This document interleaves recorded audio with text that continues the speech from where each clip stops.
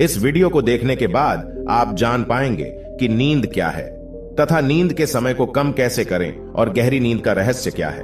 और वीडियो के अंत में आपको अच्छी और गहरी नींद के लिए कुछ छोटे छोटे यौगिक उपाय भी बताए जाएंगे।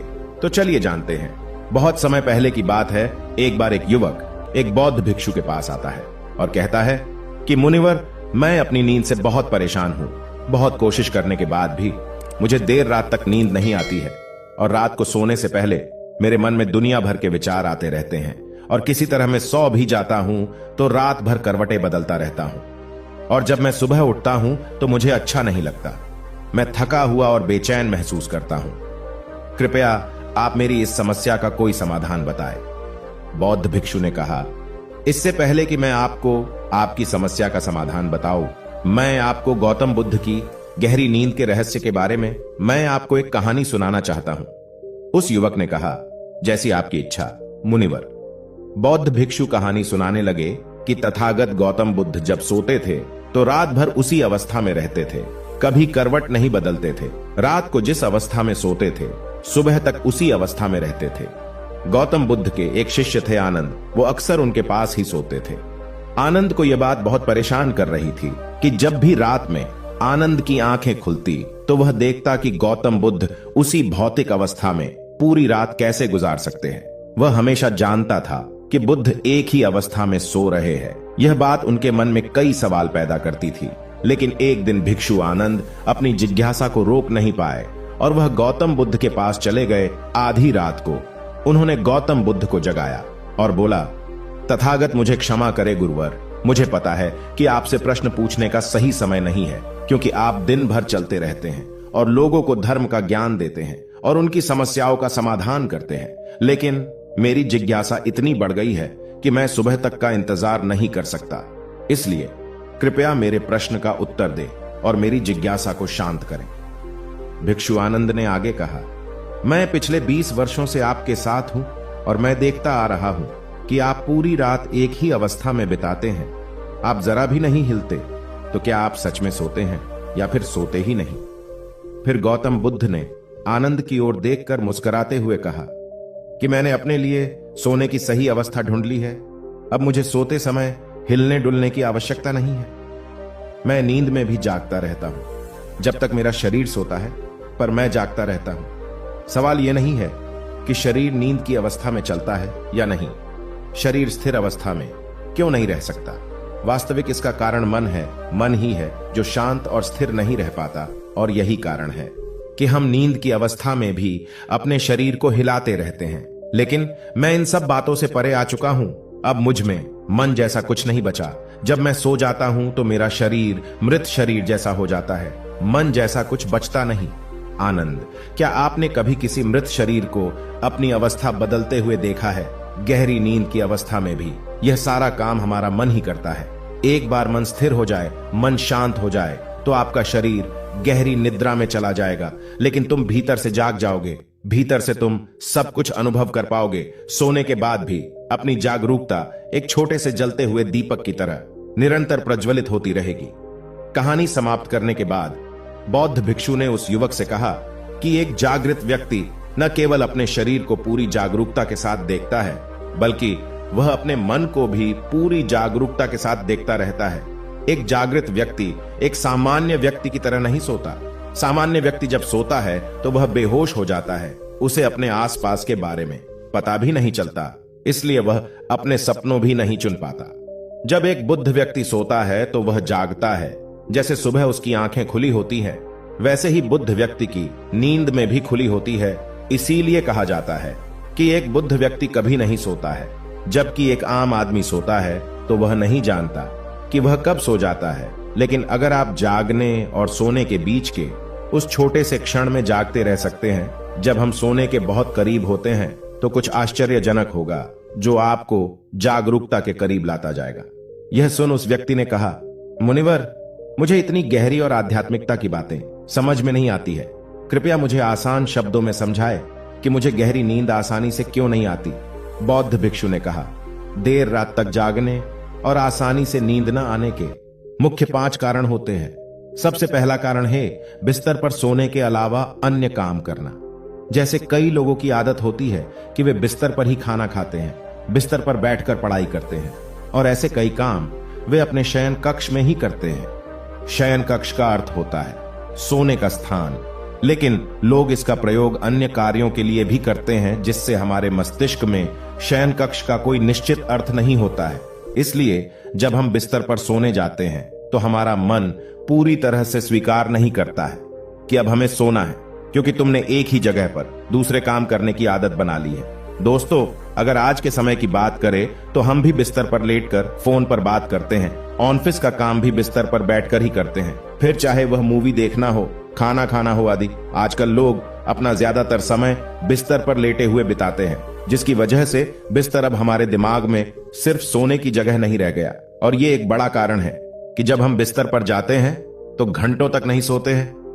बौद्ध भिक्षु ने आगे कहा, बौद्ध आश्रमों में भिक्षु सुबह उठते ही अपना बिस्तर छोड़ देते हैं और फिर रात के समय ही वापस बिस्तर पर जाते हैं, जिससे उसके मस्तिष्क को पता चल जाता है कि बिस्तर पर जाने का मतलब है अंदर जाना। अच्छी और चैन की नींद न लेने का दूसरा कारण सोने का एक निश्चित समय न होना है। बौद्ध भिक्षु ने कहा, यदि आप सुबह जल्दी उठना चाहते हैं और पूरी नींद के साथ सोना चाहते हैं तो आपको रात को जल्दी और एक निश्चित समय पर सोने की आदत डालनी होगी। बौद्ध के आश्रमों में रहने वाले भिक्षु हमेशा प्रकाश लेते हैं और सोने से कुछ घंटे पहले निश्चित समय पर आसानी से पचने वाला भोजन करें और प्रतिदिन निश्चित समय पर सो जाए। तो इस तरह वे एक निश्चित दिनचर्या का पालन करते हैं। दोस्तों, अगर हम आज के लाइफस्टाइल की बात करें तो ज्यादातर लोगों का न तो सोने और न ही उठने का एक निश्चित समय होता है और न ही वे इस बात का ध्यान रखते हैं कि रात का खाना हल्का और जरूरत से थोड़ा कम हो, बल्कि उनका मुख्य भोजन होता है केवल रात में। देर रात तक जागते रहते हैं क्योंकि अगले दिन कोई काम नहीं होता है। अगर ये रात में मूवी देखने लगे तो कितनी ही रात क्यों ना हो जाए, मूवी पूरी करके ही सोते हैं। समय और जीवन के बीच कोई सामंजस्य और नियंत्रण नहीं है। और फिर यही वो लोग होते हैं जो अगले दिन अधूरी नींद के साथ जागते हैं और दिन भर बेचैनी और थकान महसूस करते हैं। यौगिक संस्कृति में नींद को एक चमत्कारी दुनिया कहा गया है। अगर आप नींद को समझ लें तो आप नींद में अपने अंदर बहुत कुछ पैदा कर सकते हैं, और अगर आप नहीं समझते तो आप इसे खराब भी कर सकते हैं। बौद्ध भिक्षु ने तीसरा कारण बताया कि सोने से पहले नकारात्मक चीजों के बारे में सोचना है। जिस तरह के विचारों के बारे में सोचते हुए आप सोते हैं जब आप अपनी आंखें खोलते हैं, सुबह में ये आपके दिमाग में आने वाले पहले विचार है। इसलिए जब आप नकारात्मक विचारों के साथ सोते हैं तो आप सुबह उन्हीं के साथ उठते हैं। बिस्तर पर लेटकर जब हम सोने ही वाले होते हैं तब हमारा अवचेतन मन सबसे अधिक सक्रिय होता है और इस समय हम अपने अंदर जो विचार पैदा कर रहे होते हैं, हमारा अवचेतन मन सीधे उन विचारों को स्वीकार करता है और उन्हें वास्तविकता में लाने की कोशिश करता है। हमारा अवचेतन मन नहीं कर सकता अच्छे और बुरे विचारों के बीच का चयन। बौद्ध भिक्षु ने बताया कि अच्छी और गहरी नींद न आने का चौथा कारण है गलत तरीके से सोना। बौद्ध भिक्षु ने कहा कि आपने सुना होगा कि उत्तर की ओर सिर करके न सोए। ऐसा इसलिए कि जब हम उत्तर की ओर सिर करके सोते हैं तो पृथ्वी के चुंबकीय खिंचाव के कारण हमारे शरीर का बहुत सारा खून दिमाग की तरफ जाने की कोशिश करता है और दिमाग में पाई जाने वाली नसें बहुत पतली हो जाती है। इनके फटने का खतरा बढ़ जाता है और अगर इंसान ज्यादा बूढ़ा और कमजोर है तो उसकी मौत भी हो सकती है। लेकिन आमतौर पर जो लोग उत्तर की ओर सिर करके सोते हैं वे सुबह उठते ही सिर में तनाव महसूस करते हैं, जबकि हमें कोशिश करनी चाहिए कि या तो हम सीधे सोए या फिर बाईं ओर करवट लेकर सोए। इससे शरीर के अंगों पर अतिरिक्त दबाव नहीं पड़ता है। सोते समय बहुत मोटे गद्दे का उपयोग न करें क्योंकि यह आपकी रीढ़ को मोड़ देता है और गहरी नींद में बाधा डालता है। साथ ही ज्यादा मोटे तकिए का इस्तेमाल न करें क्योंकि इससे आपकी गर्दन ज्यादा मुड़ जाती है और आपका शरीर तनाव महसूस करता है और इससे आपकी गहरी नींद में बाधा आती है। बौद्ध भिक्षु अच्छी व गहरी नींद का पांचवा कारण बताते हैं कि खाद्य पदार्थों का अधिक मात्रा में सेवन करना और देर से पचना।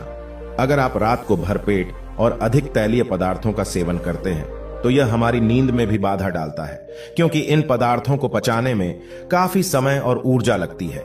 इसलिए अगर आप ऐसे पदार्थों का सेवन करते हैं तो सोने से करीब 3-4 घंटे पहले इन्हें खाने की कोशिश करें। उस व्यक्ति ने कहा, मुनिवर, मैं समझता हूं कि गहरी और चैन की नींद न आने के क्या क्या कारण हो सकते हैं, लेकिन अब क्या आप कुछ ऐसे उपाय बता सकते हैं जिन्हें करने से हमें गहरी नींद आने में मदद मिलती है?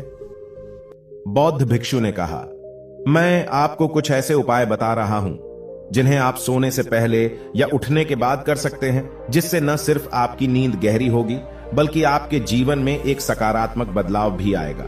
और ये सभी काम आपको नहीं करने चाहिए। इनमें से जो भी कार्य आपके लिए उपयुक्त हैं, आप कर सकते हैं। सोने से पहले गुनगुने पानी से नहाने की कोशिश करें। नहाने से हमारा शरीर जागृत और तनाव मुक्त हो जाता है। आपने देखा होगा कि जब कोई व्यक्ति नहा कर आता है तो उसके भीतर से एक सकारात्मक ऊर्जा का अनुभव होता है। वह अधिक प्रसन्न और निश्चिंत लगने लगता है। इसका कारण यह है कि हमारे शरीर का अधिकांश भाग जल ही है और जल ही हमारे शरीर का मूल अंग है। सोने से पहले हो सके तो अपने बेडरूम में किसी भी ऑर्गेनिक तेल और रुई का दिया जलाए। इससे आसपास के वातावरण में सकारात्मकता आती है। सोने से पहले थोड़ा पानी पिए, इससे आपको काफी फायदा होगा। जब आप बिस्तर पर जाए तो सोने से पहले कुछ मिनटों के लिए ध्यान करें और आपके पास जो कुछ भी है उसके लिए आभार व्यक्त करें।